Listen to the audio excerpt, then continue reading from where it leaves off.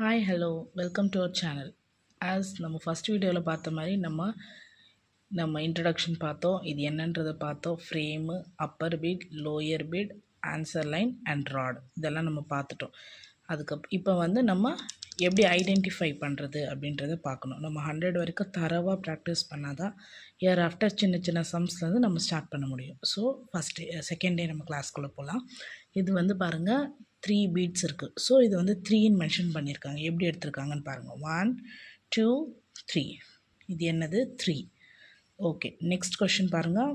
Top lower bead இருக்குது, lower bead இருக்குது. So this is 6 அவங்க ஆன்சர் கொடுத்துட்டாங்க. ஸோ நம்ம தேர்ட் கொஷின்குள்ளே போகலாம்.